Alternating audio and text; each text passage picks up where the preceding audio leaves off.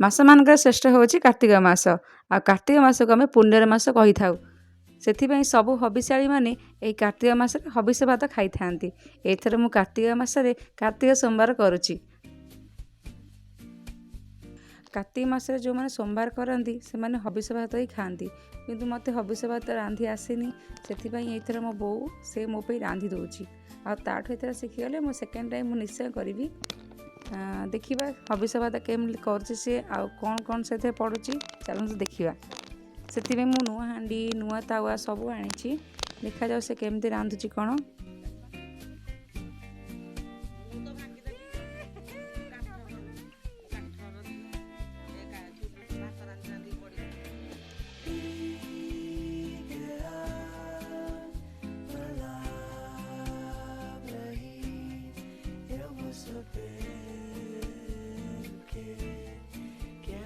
ଭାତ ତ ନର୍ମାଲ ହୁଏ, ଯେମିତି ଅରୁଆ ଭାତ ହୁଏ।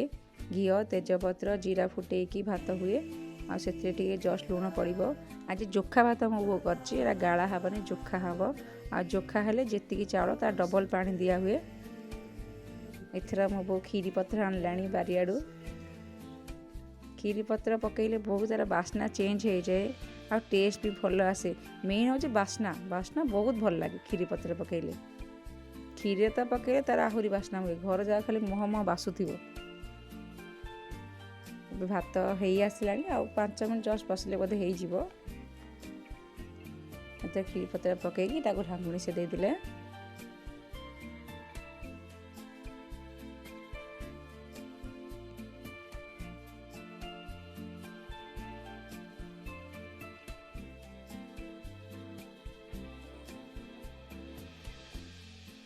ଏବେ ଭାତ ହେଇଗଲାଣି, ଜଷ୍ଟ ଦେଖିକି ଓହ୍ଲେଇ ଦେବା କଥା।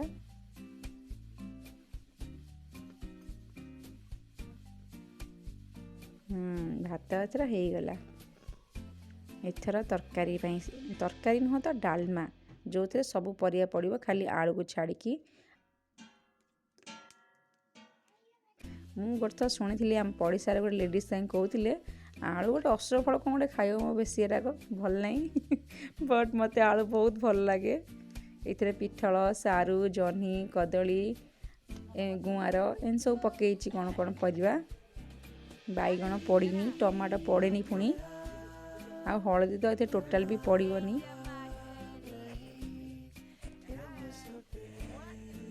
ଇଏ ଆମ ଆଦୁ ଆମ କ୍ୟୁଟ୍ ଆଦୁ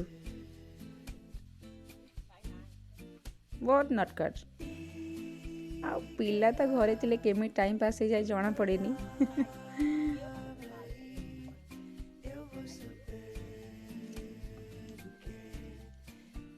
ଏଥିରେ ସବୁ ପରିବା ସେ କାଟିଦେବ, କାଟି ସାରିକି ପାଣି ବସେଇକି ସେଥିରେ ସବୁ ପକା ହେଇଯିବ ପରିବା ଦିକ।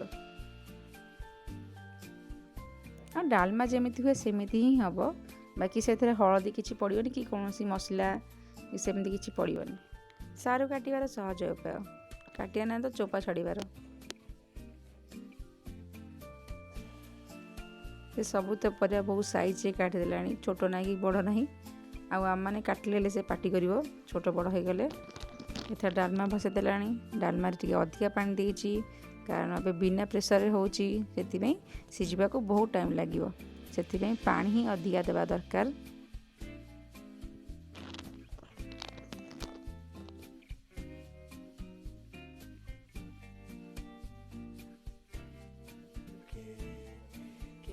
ପାଣି ତାତିଲା ପରେ ତେଜପତ୍ର ଆଉ ଜାଇ ପକାଇକି ସେ ଆଉ ଥରେ ଢାଙ୍କୁଣି ଘୋଡ଼େଇକି ବସେଇଦେଲା।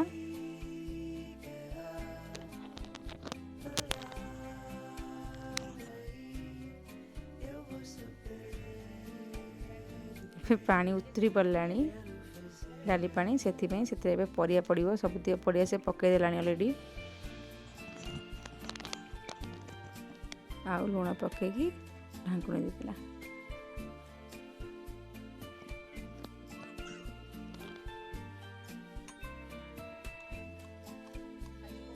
ସେଥିରେ ତ ଯେତେବେଳେ ଡାଲି ଅଧା ହେଇଯିବ ସେଥିରେ ସେ ଅଦା ଛେଚି ଖାଲି ପକାଇଥିଲା। ଡାଲି ଅଧା ହେଇଗଲା ପରେ ଆଉ ପିଠଳ ସେ ଆଗ ପକାଇ ନଥିଲା, କାରଣ ପିଠଳ ବେଗି ସିଝିଯାଏ, ସେଥିପାଇଁ ସେ ଲେଟ୍ରେ ପିଠଳ ପକାଇଲା। ଆମ ବାରି କଲରା। ମୋ ବୋଉକୁ ଫଳ ପରିବା ଚାଷ କରିବା ବହୁତ ଭଲ ଲାଗେ, କିନ୍ତୁ ଜାଗା ନାହିଁ ନା, ତଳେ ବାରିରେ ଯାହା ଲଗେଇଛି ଆଉ ଉପରେ ହେଲେ ତାକୁ ସବୁ ଜିନିଷ ସେ ଲଗାଏ, ଜହ୍ନି, କଲରା, ପୋଟଳ ଆଉ ଫୁଲ ଗଛ ତ ଆମର ବହୁତ ଲାଗିଛି, ତାକୁ ସେରା ସବୁ ବହୁତ ଭଲ ବି ଲାଗେ। ଏଥର ଡାଲମା ହେଇଗଲାଣି, ଏବେ ଫୁଟଣ ଟାଇମ୍।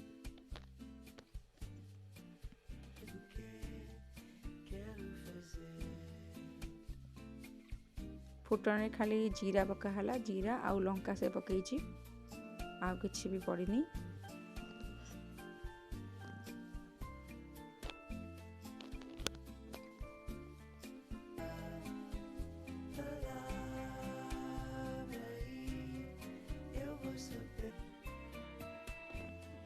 ଡାଲି ପକେଇଦେଲା, ଫୁଟଣ ହେଇଗଲା। ବହୁତ ଫିକା ଦେଖାଯାଉଛି ନା, କିନ୍ତୁ କହିଛନ୍ତି କିଏ ମହାପୁରୁଷ ଯେ ବହିର ଉପର ଫାଳ ଦେଖିକିରି କେବେ ହେଲେ ବହି ଭିତରେ କ'ଣ ଅଛି ଆମେ ଜଜ୍ କରିବାନି। ସେଥିପାଇଁ ନ ଟେଷ୍ଟ କଲା ଯାଏଁ ଆମେ କହିପାରିବାନି ଯେ ଡାଲି ଭଲ ହେଇଛି କି ନାହିଁ ତା'ର ରଙ୍ଗରୁ, କାରଣ ହବିଷ ଡାଲମା ଏମିତି ହିଁ ହେବ। ହଳଦୀ ଟମାଟୋ କିଛି ପଡ଼ିନି, ସେଥିପାଇଁ କଲର୍ ବହୁତ ଫିକା ଆସିବ, କିନ୍ତୁ ଟେଷ୍ଟ କଲେ ଜଣାପଡ଼ିବ ଯେ କେମିତି ଲାଗୁଛି ହବିଷ ଡାଲମା। ଆଉ ମମି ହାତ ରନ୍ଧା ତ ସେ ଯେମିତି ରାନ୍ଧିଲେ ବୋଉ ହାତ ରନ୍ଧା ସଦାବେଳେ ବହୁତ ଭଲ ଲାଗେ। ଆଉ ମୁଁ ତ ଅଳସେଇ, ମୋ ବୋଉ ରାନ୍ଧିଲେ ଯାହା ରାନ୍ଧିକି ଦେଲେ ହେଲେ ମୋତେ ସବୁ ଟେଷ୍ଟ। ଗରମ ଗରମ ହବିଷ ଡାଲମା ତା ସାଙ୍ଗରେ କାନ୍ଧିଆ ଲଙ୍କା ଅଦା, ଆହା କି ଟେଷ୍ଟ, ପାଟିରେ ଲାଳ ପଳେଇ ଆସିବ। ମୋତେ ତ ବହୁତ ଟେଷ୍ଟ ଲାଗିଲା। Thank you for watching my videos.